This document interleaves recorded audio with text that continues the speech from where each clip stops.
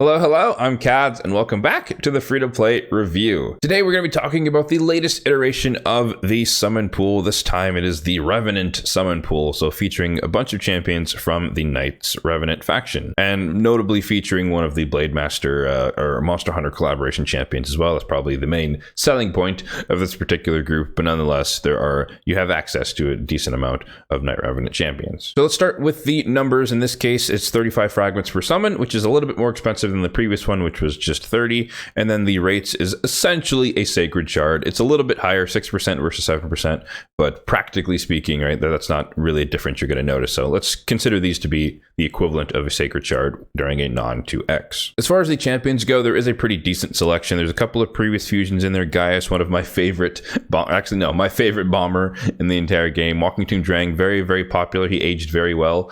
Previous fusion as well. Irresistible HP burn, really good for Ice Golem and plenty of other areas. Hydra as well. Like I mentioned, there's the Alatreon Blade Master. There we go, that's his name. I'm getting them all mixed up.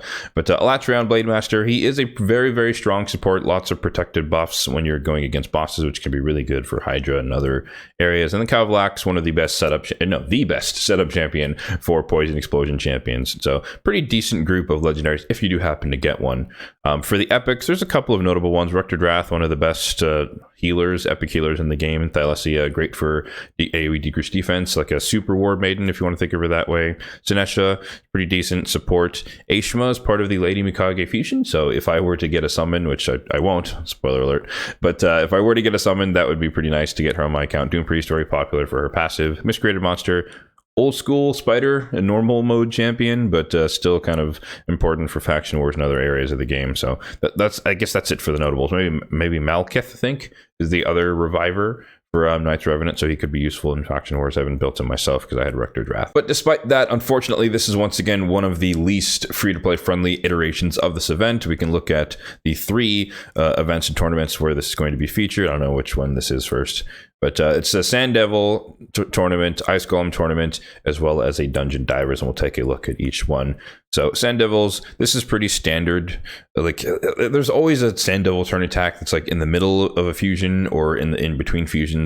And yeah, let me know, guys, in the comment section down below. Do you guys participate in these? Because I never do, because any spare time that I have between fusions and Titan events and all the craziness I'm spending in Minotaur, because I just have a massive backlog of champions. But if you guys actually participate in these turn attacks, let me know. Then I could perhaps change my perspective on these. But for me, I consider these to be not as free-to-play friendly, just because there's just not enough time to dedicate the time and energy into these. But if you were to max this out, you would get 30, which unfortunately is not enough for one summon, so you'd have to do something else on top of that. So the other tournament that is having points here is the Ice Golem turn attack that just started today with a whopping 10. Woo! So yeah, if you get all the way out to 2800, you can get a total of 40 for doing both of the tournaments. So you have to do Ice Golem plus one of the other 2 if you wanted to get one summon for free, air quotes. I mean, Titan event points are really low, 1400, which is pretty nice. But yeah, 2800, not too bad for Ice Golem. There's nothing else going on. There's no champion training, thankfully. There probably will be one soon, a champion training event, so watch out for that. But there's nothing else going on, so if you spend all your energy into Ice Golem, whatever stage you're doing, you're going to be able to get to 2800 relatively easily, because Ice Golem happens to be the one that has like the lowest milestones in turn attacks. So there's a total of 40 from those 2, and then I guess we're back here, so we can go this way.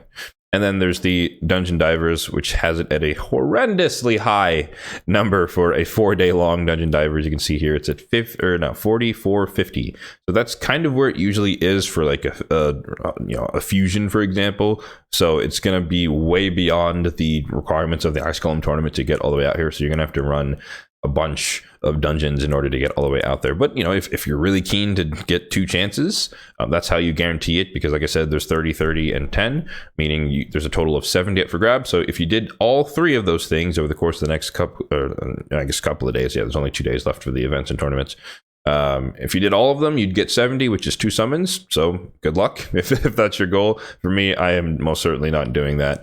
Dungeon Divers is one of the things that if I can skip doing, then I will most certainly do that. And so notably here is also the Titan event points or Blade Master points here, 150 at 5,200 for a 4-day dungeon diver is crazy. That's so much extra energy.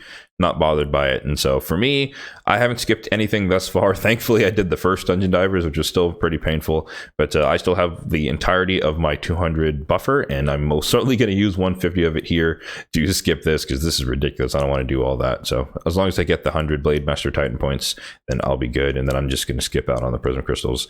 If they give us a free one, cool. If they make it super accessible with like it's in a champion training or it's an artifact enhancement or something that's just a little cheaper in terms of energy and time, then I'm more inclined to do it. And I typically consider those to be more free-to-play friendly. But anything that's like a super extra energy divers and then Sand Devil, which few people actually do, just because not a lot of people are at that stage where that's the most advantageous dungeon to run in between fusions. But on the bright side, I do appreciate that I will for sure get the 10 from the Ice Golem tournament, which will bring me personally up to 20, which just means I'm closer to the next summon pool summon. So it'll be that much easier to get whatever the next one is if it's like a 30 fragment iteration. So I just need to do like half of one event or something, or one event to really get a free summon. So you get to bank them for later. That's the kind of the draw of participating in whatever you can, for me at least. The last thing to mention on this is that CVC has already begun. It's already going on. So if you are going for any amount of these fragments that will get you a free summon, be sure to summon it before CVC ends,